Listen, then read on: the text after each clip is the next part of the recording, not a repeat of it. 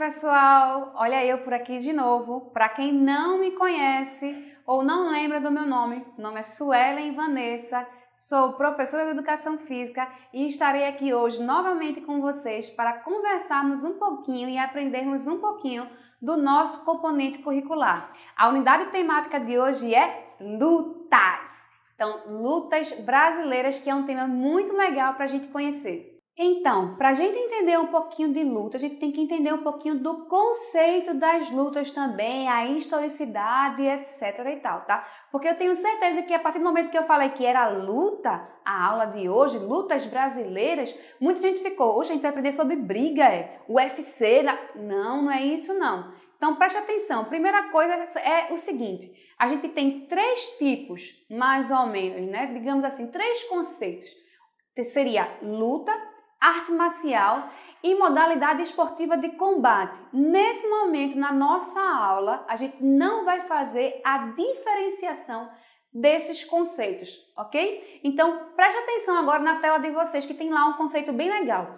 Então, o ser humano luta há muito tempo, desde a época mais remota da sua existência. A princípio, lutar pela comida, lutar com animais e com outros homens para defender a terra, ou seja, a luta para a sobrevivência, a luta para sobreviver, ok? Então, tem todo um contexto histórico relacionado às lutas e às lutas dentro da educação física escolar.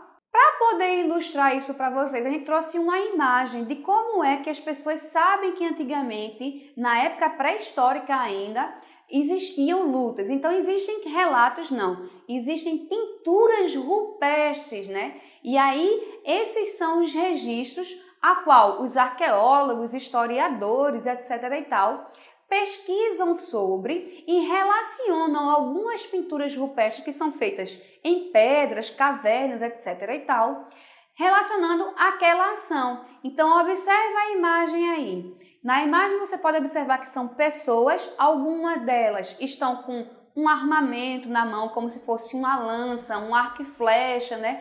O que dá indício de que fosse uma pintura referente à questão da luta, né? Ou a questão da caça, ou a luta pela sobrevivência contra outros grupos, né? Ou a questão da caça, indo atrás da comida. Para entender um pouquinho dessa historicidade, a primeira coisa que a gente tem que pensar é o seguinte: não tem como a gente falar de presente sem falar do passado. O presente não existe sem ter o passado. Então é muito importante que a gente faça esse resgate histórico e entenda um pouquinho mais. Então, faz parte do desenvolvimento histórico-cultural pelo qual a humanidade passou. A luta está intrinsecamente ligada à sobrevivência do ser humano, como a gente viu atrás, né? A segunda coisa é que, além de ser pela sobrevivência, ela foi seguindo para a preparação para a guerra e, posteriormente, sistematizou normas e regras para, então, assim, poder praticar no formato de atividade física, que pode ser por lazer, profissão e até mesmo estilo de vida. Como assim, Sueli? A questão de você praticar algum tipo de luta porque você gosta, certo? Ou porque você quer ser um atleta específico daquela modalidade, como o popó, o esquiva falcão, entre todos os outros, até mesmo os atletas do UFC. Então, aquilo é a profissão da pessoa. E estilo de vida, você fazer porque você gosta, para você manter a forma física, para você se manter ativo. Então, existem essas possibilidades da prática de luta, ok? E agora, Suelen, professora, como assim luta não é briga? Oxe, quando acontece uma briga lá no meio da rua, filma, tá errado. Isso não tem nada a ver com luta. O gesto, o movimento pode até ter alguma coisa a ver, mas não tem nada a ver especificamente com luta. Por quê? Já ouviram a frase, um verdadeiro lutador não briga? Porque aquela pessoa ela vai aprender valores dentro daquela luta que ele está aprendendo, como respeito, né, temperança, hierarquia e vários outros valores que ela vai aprender com os seus professores. Na briga, acontece de forma generalizada, no meio da rua ou então em casa, não sei, em qualquer lugar, onde as pessoas não estão se preocupando em respeitar o outro, em preservar a integridade física do outro, se a pessoa vai sair bem ou não, pode acontecer até algum dano maior. E além de tudo, a pessoa que briga, ela está passivo de receber uma punição penal. Ou seja, o policial pode chegar lá, intervir, levar para a delegacia e ela vai responder por aqueles atos. Não tem nada a ver com o lutador. Então, o lutador de verdade, você não vai ver ele brigando no meio da rua, a não ser que seja em defesa pessoal, né? Que também não é o ideal que se faça isso. As autoridades já nos alertam também que, se puder, você não reaja a um assalto. Não reaja a uma agressão. Procura justamente as autoridades competentes para poder solucionar aquela situação ou então foge do lugar. Então, para vocês terem mais ou menos a ideia, a gente vai entrar com o conceito que o professor Leandro Paiva fala para a gente. Está aí na tela para vocês. Então, o professor Leandro Paiva ele diz que a luta traz com ela um conjunto de hábitos, crenças, costumes e tradições que são herdadas do ambiente cultural aos quais se identificam e distinguem as maneiras como o indivíduo usa o seu corpo, ou seja, suas técnicas corporais, possuindo assim uma relação com a cultura e história da humanidade. Então, vocês podem entender que com a luta, né, ele vai aprender um costume, que pode ser um costume da própria terra, como pode ser um costume vindo do exterior. Ele vai aprender as tradições daquela luta, ele vai aprender os valores, né, os hábitos e vai se identificar com aquilo. Normalmente a pessoa, quando luta alguma arte marcial, modalidade de combate ou luta mesmo, né, ela vai se identificar enquanto praticante daquela atividade. Então, preste atenção e fique atento. Luta é diferente de briga. Na briga a gente tem uma confusão generalizada, as pessoas não se respeitam, as pessoas não estão preocupadas se vão causar algum dano físico ou emocional para o outro, diferente da luta. Ela luta, a pessoa ela luta com o adversário, contra o adversário, ela quer vencer, mas ela não quer matar a pessoa, ela não quer machucar a pessoa. A ideia é, dentro daquelas regras, poder vencer o seu oponente e que posteriormente pode encontrar o mesmo em outras competições. Então, para vocês na tela agora está aparecendo lutas brasileiras e esse foi o tema escolhido pela gente para poder trazer para vocês. Como assim, professora, lutas brasileiras? São lutas que são genuinamente originadas no Brasil. Existe isso? Existe sim. Existem registros e existem também. E aí na tela está mostrando para vocês, inclusive, lutas que talvez vocês nunca ouviram falar, mas que existem no nosso país, que tem um tamanho praticamente de um continente, não é isso? Então vamos lá. A capoeira, que é mais comum para todo mundo.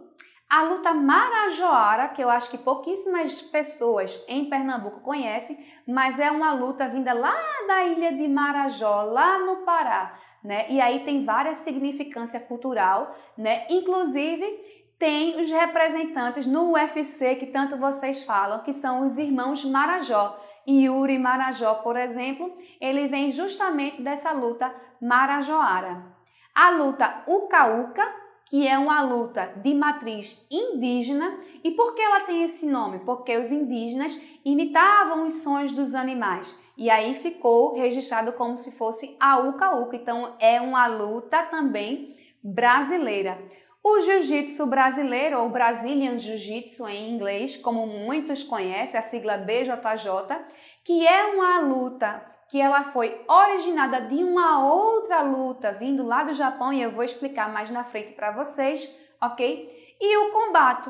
Dessas 5 lutas, possivelmente a única que você, aliás, possivelmente não, a única que você não vai poder praticar dentro da escola é o combate. Por quê? Porque ela é uma arte militar.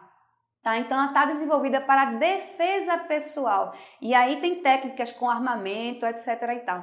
Então, infelizmente, o combate, vocês só vão prestar atenção e assistir e saber que ela existe.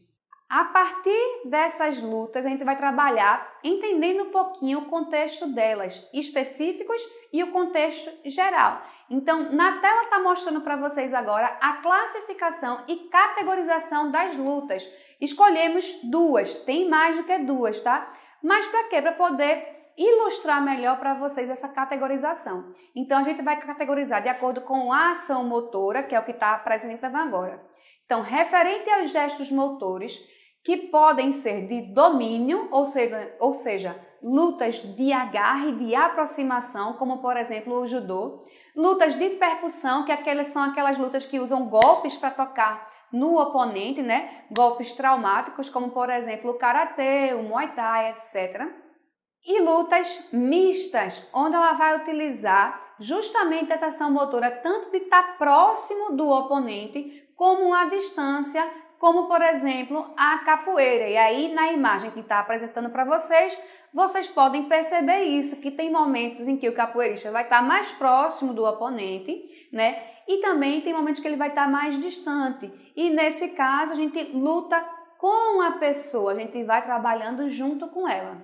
A outra classificação que eu trouxe foi justamente a da espacialidade, ou seja, o espaço que a gente está praticando essa luta, referente à distância entre os oponentes. Então, ela pode ser de curta distância, de média distância e de longa distância. Como assim, professora? Curta distância é bem parecido com a questão da ação motora. Curta distância eu vou me aproximar para poder conseguir golpear o meu oponente. E aí eu tenho o judô, o jiu-jitsu, o sambo, entre outras lutas do mundo, tá?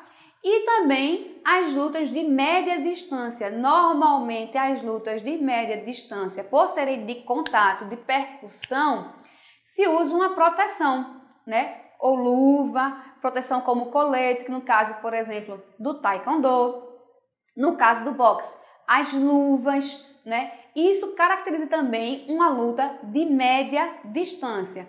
A vestimenta é uma outra categorização que eu não vou trazer para vocês hoje, tá bom? E a outra classificação quanto à espacialidade são as lutas de longa distância. Normalmente se utiliza um implemento, um objeto, para tocar no seu adversário. Tá mostrando agora para vocês as imagens justamente que a gente pode ilustrar perfeitamente essa categorização quanto à espacialidade e também à ação motora. Então, por exemplo, na primeira imagem acima, com duas pessoas de kimono, né, a gente tem o judô, essa aproximação do seu corpo ao corpo do adversário. Então, eu classifico como uma luta de curta distância, uma luta de agarre. Na segunda imagem, também acima, a gente tem o boxe, né? Então, é uma luta de média distância, uma luta de percussão. E embaixo, talvez um pouco menos conhecida, é a luta chamada esgrima, onde, se vocês observarem, as lutadoras estão com um objeto na mão e esse objeto seria um florete. Pode ser também um sabre ou uma espada, né, no caso. Na imagem é um florete, onde o objetivo é tocar a roupa do oponente. E aí os recursos tecnológicos já conseguem identificar esse toque. E a partir do momento que ela toca na roupa, automaticamente vai o sinal para o placar. Das lutas brasileiras que a gente apresentou para vocês, das 5, a gente escolheu 2. E a gente vai apresentar para vocês o jiu-jitsu e a capoeira. Então, segue lá na tela. De acordo com o professor Henrique Cole, o debate acerca das origens da capoeira vem do período escravocrata, tá? Brasileiro, o que sem dúvida é uma valência importante, porém não é a única. Ou seja, existem relatos de outras formas de origem da capoeira, mas a que é mais aceita, não é que as outras estejam erradas, tá? Não está se negligenciando as outras, mas a mais aceita é que a capoeira surgiu justamente desse período escravocrata, tá? E é muito importante saber também que a capoeira ela é considerada uma luta, uma dança, um jogo, faz parte da cultura e há pouco tempo, em 2014, ela foi considerada patrimônio cultural imaterial da humanidade. Ou seja, a capoeira ela passeia por várias áreas e por isso ela ganha também esse aspecto cultural mais forte, onde a gente consegue ter representatividade de uma luta genuinamente brasileira e que hoje está espalhada pelo mundo todo. Na capoeira existem dois tipos, a capoeira de Angola, a capoeira Angola, como o pessoal chama, e a capoeira regional. E aí eu vou trazer para vocês também as pessoas que são importantes nesses dois estilos, né? Por que, Suelen? Lembra que eu falei, não existe presente sem passado, então essas pessoas, né, trouxeram algo para a gente que está se perdurando até hoje, então é muito importante a gente saber quem foram justamente essas pessoas. Então a capoeira Angola, essa se aproxima mais da capoeira primitiva. Os movimentos são mais lentos, mais cadenciados e são executados próximo ao solo. A capoeira Angola tem como expoente o mestre Pastinha.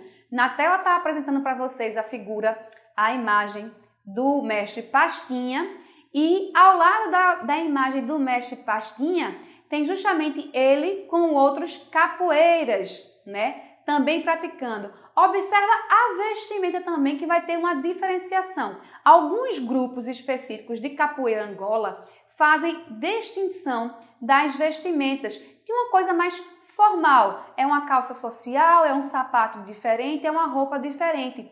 Na regional, como a gente vai ver agora na tela, existem os abadás. Suelen, significa dizer agora que toda pessoa que joga capoeira Angola, ela vai estar de roupa de calça, meio social, como tu falaste, uma coisa mais clássica, e toda pessoa que joga capoeira regional tem que estar de abadá? Não, não é isso. Mas alguns grupos gostam de se definir assim, gostam de se identificar dessa forma, ok? Então, a capoeira regional foi criada pelo mestre Bimba e incorpora elementos de outras artes marciais, de outras lutas, criando uma sequência de golpes, uma metodologia de ensino. Ela também apresenta movimentos mais rápidos, ou seja, quando você vir uma roda de capoeira e o ritmo estiver mais lento, mais cadenciado, aí você sabe que aquilo ali é a capoeira Angola. E quando ele ficar mais frenético, mais rápido, né? Eu errei, né? Eu falei rápido 2 vezes. Então, a capoeira regional ela foi criada pelo mestre Bimba e incorpora elementos de outras lutas, outras artes marciais, criando uma sequência de golpes e uma metodologia de ensino. Ela também apresenta movimentos mais rápidos, ou seja, quando você vir uma roda de capoeira onde o toque está mais lento, mais cadenciado, aquilo ali é a capoeira Angola. Mas se o ritmo está mais frenético, ali é a capoeira regional. E na imagem aparecem para vocês justamente o mestre Bimba com um berimbau na mão e em outro ele jogando a capoeira.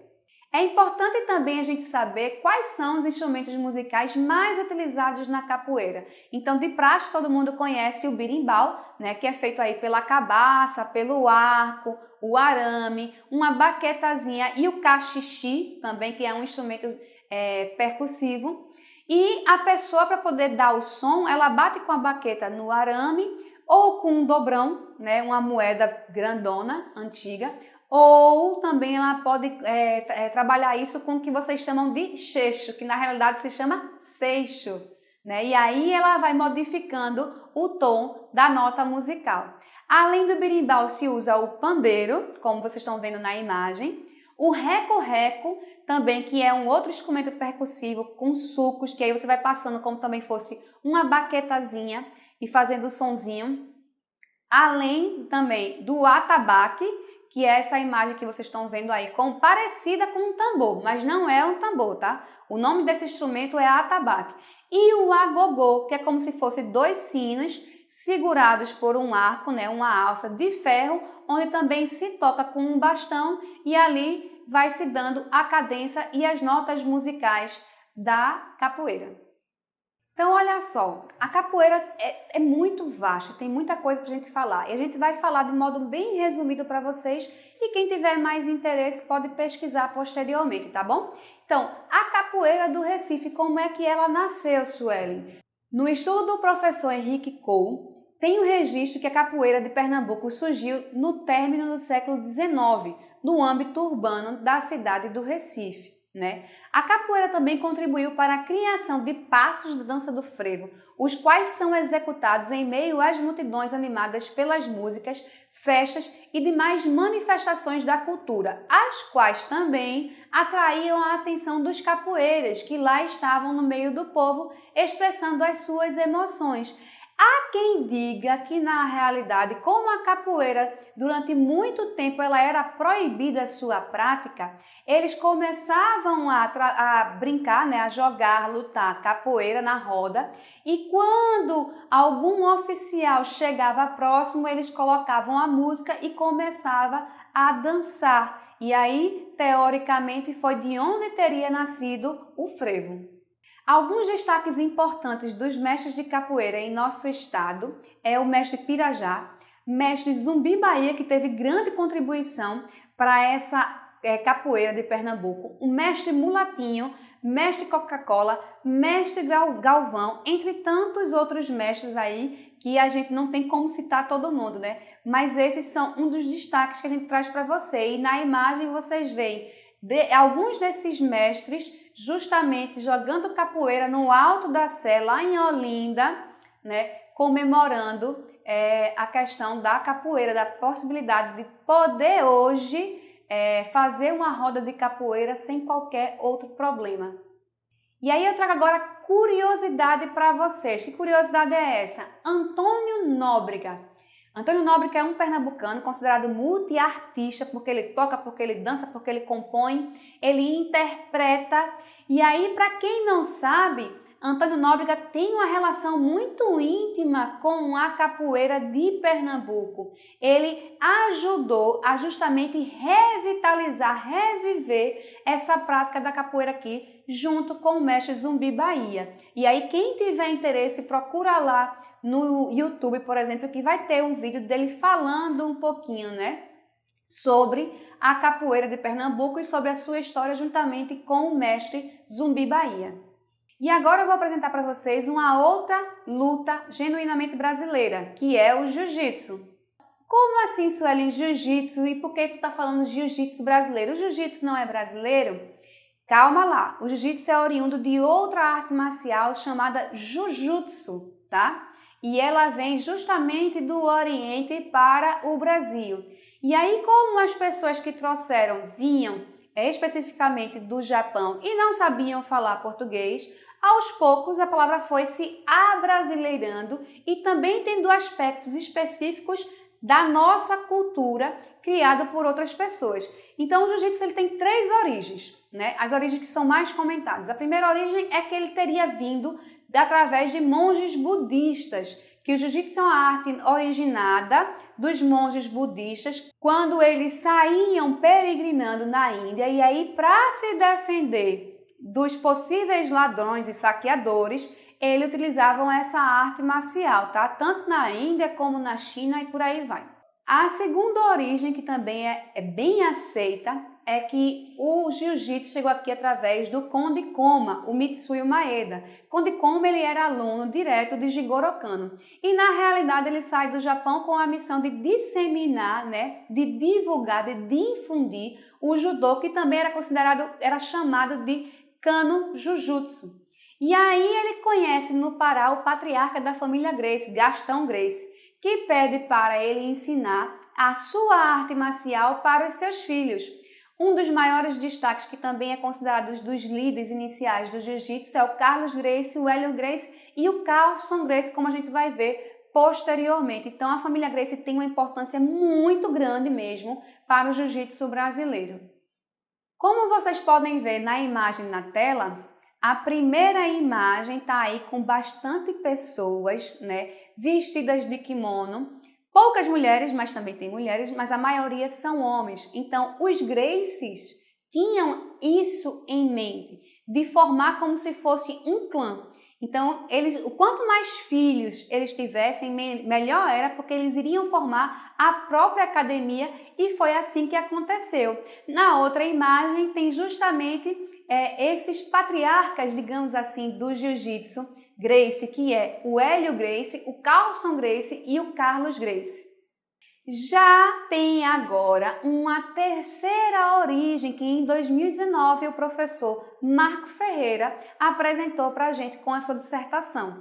Então, existe a vertente também de que o jiu-jitsu teria chegado no Brasil não com Conde Koma. Conde Koma chega em 1914, mais ou menos por ali.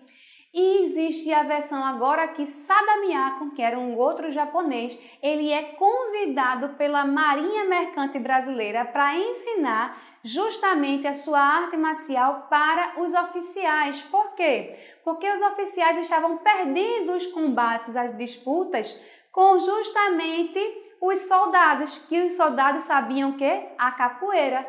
Então a origem do jiu-jitsu está bem ligada aí com a capoeira também. Né? Bem interessante para vocês aprenderem. Então já existem registros mesmo históricos de jornais da época, em 1908, como apresenta para vocês na imagem na tela, que Sada Miyako ensinava o jiu-jitsu, ou então o jujutsu na época, para os brasileiros, para os militares brasileiros. Agora, presta bem atenção que eu não estou dizendo que uma origem é mais importante que a outra. Porém, a gente não pode negar que existem essas três origens, essas três teorias de como o jiu-jitsu chegou no Brasil. A tradução da palavra jiu-jitsu, ela não tem ainda aí uma unanimidade, mas a que mais se utiliza seria a arte suave, né? Como eu disse a vocês, a palavra jiu-jitsu foi meio que abrasileirado do jujutsu e aí ficou uma tradução que comumente é aceita como arte suave. Existem práticas do jiu-jitsu brasileiro com kimono, ou chamado também de gi, né? E sem kimono, chamado antigamente de submission, e hoje o pessoal utiliza mais a palavra no-gi. Então são competições de gi e no-gi, com kimono e sem kimono. Essa nomenclatura estrangeira se deve muito também à disseminação do Brasil no exterior. E isso é, com certeza, uma grande responsabilidade dos Gracie, né? Que eles saem daqui do Brasil para ir lá nos Estados Unidos e apresentar para o mundo essa nossa luta genuinamente brasileira. Então, alguns nomes de alguns golpes também ficaram com nomenclaturas estrangeiras, como por exemplo o armlock, né? E outras também ficaram com os nomes de alguns atletas, como Kimura, a De La Riva, né? E aí o jiu-jitsu ele tem essa mistura, né? Ele é uma arte nacional, né? Uma arte genuinamente brasileira na forma que a gente pratica hoje, mas tem alguns elementos também estrangeiros, tanto que a gente recebeu como a gente pôde compartilhar. A imagem agora que aparece na tela para vocês é para a gente ilustrar os dois jogos que a gente chama no jiu-jitsu, que é o guardeiro e o passador. Como assim, Suelen? Se você observar, a pessoa que está no chão, ela está usando as pernas principalmente para manter a distância e controlar a adversária que está em cima. No jiu-jitsu, a guarda são as pernas e o quadril. E quem está em cima está querendo passar o quê? Está querendo passar justamente essa guarda, por isso que a gente chama de passador, tá? Então, a garota que está de kimono branco, ela está tentando passar a guarda da pessoa que está de kimono preto. E aí você consegue distinguir perfeitamente esse jogo de guardeiro e passador. Vai ficar assim o tempo todo na hora da luta? Não, porque possivelmente a pessoa que está aí embaixo quer raspar, quer inverter essa posição e subir para ficar em cima, como a gente vai ver na próxima imagem. Observa o vídeo. Inicialmente ele está com uma guarda que a gente chama de guarda fechada, ele abre essa guarda para poder tentar derrubar o adversário. No jiu-jitsu, essa inversão para sair de baixo para cima, utilizando as pernas, a guarda, se chama de raspagem. Na próxima imagem vocês veem aí o que eu falei anteriormente sobre a prática no-gi, sem kimono. Não é que as pessoas ficam sem roupa na realidade, mas elas não estão mais com aquela vestimenta maior, né? Então geralmente praticam de bermuda e uma camisa mais justa possível ao corpo, que a gente chama de rashguard ou rashguard, ok? E aí, ó, o jiu-jitsu é uma luta que começa em pé e naturalmente ele é levado essa luta ao solo. O objetivo do jiu-jitsu é se aproximar do oponente, levar ele para o solo e no solo a gente conseguir ir atrás das posições de domínio até chegar mesmo à finalização, que é o objetivo principal da luta. Então, as características do jiu-jitsu brasileiro. O jiu-jitsu é uma luta praticada em um espaço específico, ou seja, tem que ter um tatame. É uma luta de agarre, como eu falei para vocês, onde o objetivo é diminuir o espaço entre você e o seu adversário, submetendo ele à desistência. Então, ele vai dar aqueles 3 tapinhas para poder parar a luta, né? Por submissão, finalização, que podem ser chaves de articulações, chave de articulação de mão, chave de articulação de cotovelo, chave de articulação de joelho, de tornozelo, ou até mesmo chaves musculares, né, como o bíceps, a panturrilha, não pega no meio da articulação, mas também você pode finalizar o oponente, né? E estrangulamentos, como a gente também gosta de chamar de mata-leão, estrangulamento com lapela, estrangulamento de triângulo, né? Pode ser triângulo de mão, pode ser triângulo com as pernas. Só que isso também vai depender da faixa etária. Nem toda a faixa etária e nem toda a graduação podem todas as submissões, né? Por exemplo, chave de tornozelo só pode para marrom e preta, né? E aí a gente vai ver mais um pouquinho quais são essas graduações no jiu-jitsu. A luta também pode acabar com o tempo, variando de acordo com a categoria, vencendo ao final o lutador ou a lutadora que fizer mais pontos. Então, o objetivo principal é finalizar, mas se não finalizar naquele tempo, de acordo com aquela categoria, quem fizer mais pontos, vence a luta. Como eu falei para vocês sobre as graduações e as categorias, a gente trouxe para vocês aí características do jiu-jitsu brasileiro, características específicas, né? Onde as categorias são divididas por idade, por gênero, peso e graduação de faixa. Como assim, Sueli? Observe a primeira imagem do seu lado esquerdo. Então, essas categorias aí, essas graduações, são graduações de adulto, tá? Todo mundo começa na faixa branca no jiu-jitsu. Se você for criança, aí você já olha agora para a imagem do lado direito. Você vai ver que tem outras cores. Então, a graduação de criança tem mais cores do que essa do lado esquerdo que eu estou apresentando para vocês, tá? Tem amarelo, tem verde e por aí vai.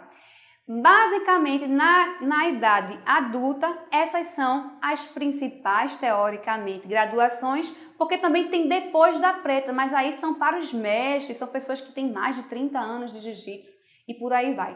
Então, fique em mente com as principais graduações na idade adulta. Branca, que é onde todo mundo começa, a faixa azul, que é a segunda graduação, a faixa roxa, que é a terceira graduação, a marrom, a quarta e a quinta, a preta. Depois da preta, a